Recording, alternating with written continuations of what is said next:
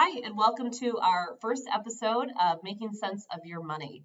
Today's topic, although timely because we're still in tax season, is going to be talking about Roth conversions. Last week, I spoke about the differences between a traditional IRA and a Roth IRA, but one question we get all the time are, what's a conversion? Can I do a conversion? Who's eligible? So let's start with first, what is a Roth conversion? Sure. So Roth conversion is basically designed to make the money that you have in your traditional IRA, move it into a Roth IRA, so that way it has the ability to grow tax-free. So, Jeff talked a little bit last week about those differences, right? In the traditional IRA, the money goes in pre-tax, it comes out taxable. A lot of people don't like that second part, coming out taxable. So how can we circumvent that? That's through this Roth conversion.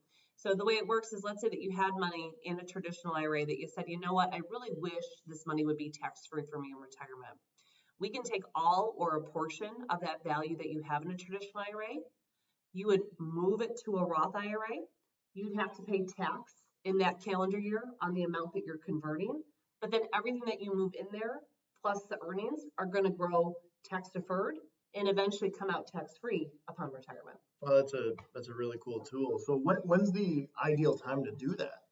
Yes, it's a little bit different for everybody, right? So the biggest things that we're going to be in the hunt for is low income years. So, I just had a client this week who I was working with, and because of COVID, right, and everything being shut down, he was laid off this year.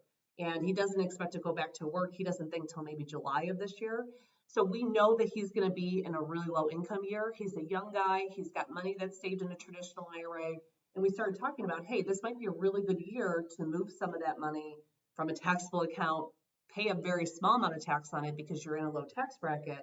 And then going forward, we don't have to worry about tax on that account because it's going to be in that Roth. The other type of client who it's really good for is people who are just entering into retirement. And maybe they came off of those really high earning years and their incomes are low because maybe they just are collecting their pension or just Social Security, and there's not a whole lot of income on the books in that year.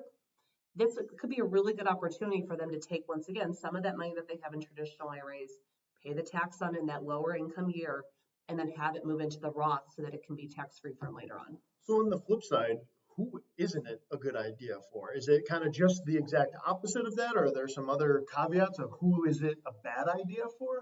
Yeah, so a lot of times our clients, Jeff, and I'm sure we run into this all the time, they hear about these Roth conversions, and it's usually in their later years, right? So they're 55 to 65, that retirement red zone that we talk about, and they say, oh my gosh, I wish more of my money would be tax-free. I want to do this now. Well, unfortunately, you're probably in your highest earning years, right, as you're getting close to retirement. Hopefully your kids are off the payroll, or at least they're off the tax payroll, so you're losing those deductions. Those typically aren't going to be the years that you want to do that conversion. Once again, you really are looking for the years that are your lower income years, whether it's because of something like a fluke of what's going on with that client who's on unemployment, or you're newly retired, or maybe it's just an in-between year, right? You're in between work, or maybe you're going part-time. That could be a really good year too. But typically, kind of rule of thumb is you want to look for a time where that you should be in a lower tax bracket in the year that you're paying the tax than what you forecast being in retirement. That makes a lot of sense. And one thing that I know that we both always do when we're guiding clients on this is double checking with someone's accountant. We would never tell someone to do this without making sure, like, hey, what bracket are you in? Is this going to put you up a bracket? So we always like to confirm with an accountant as well. Yeah, I think that's a really important point. So, with a conversion, you can't undo it. So you pay the taxes in the year that you do the conversion, right? So let's say that you did a conversion in February of this year. You said, oh my gosh, this is a great idea. I'm going to take $40,000 from my traditional. I'm going to move it to a Roth. And then all of a sudden you have extra income that year that you weren't expecting. Whoops, right now, maybe that conversion that we thought we were only going to pay 12% on, we have to pay 22%.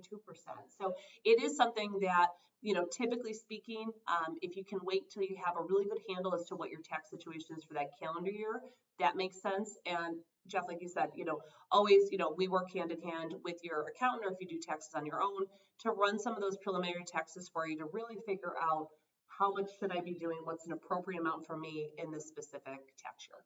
Great. Thanks so much. Okay, so hopefully, Jeff, that was able to help some people out there really figure out what is a conversion. Is it a right thing for you maybe this year. And if you have questions, that's what we're here for. Contact us or find us on our Calendly link to set an appointment. And as always, Go Bills. thanks.